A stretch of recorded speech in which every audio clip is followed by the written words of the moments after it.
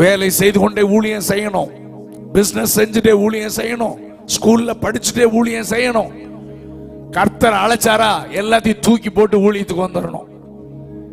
ஏன்னா கர்த்தர் கடைசி மணி நேரத்தில் உன்னை தேடி வந்திருக்கிறார். இந்த அழைப்பை நீ நிராகரித்து விடாதே. வாலிப தம்பி, சகோதரா, சகோதரி, தங்கச்சி, கர்த்தர் உன்னை தேடி வந்திருக்கிறார். இனிமேல் நான் டைம் வேஸ்ட் பண்ண மாட்டேன்.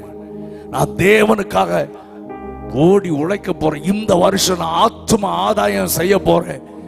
ஆமீன். இந்த வருஷத்துல ஒரு கூட்ட ஜனத்தை நரகத்தின் வாசலுக்கு போகாமல் தடுக்க போகிறேன். ஒரு விசேஷ அழைப்பை கொடுக்க விரும்புகிறேன். ஐயா, கர்த்தர் என்னோடு பேசிக்கொண்டே இருக்கிறார். நான் முழு நேரமாக ஊழியம் செய்ய என்னை அர்ப்பணிக்கிறேன் சொல்றவங்க வேகமா எழும்பினால் நான் உங்களுக்காக ஜெபிக்க விரும்புகிறேன். முழு நேரமாக ஊழியத்திற்கு ஒப்பு கொடுக்கிறவர்கள் யாராக இருந்தால் கையை உயர்த்துங்கள். நான் உங்களுக்காக ஜெபிக்க விரும்புகிறேன். God bless you தங்கச்சி.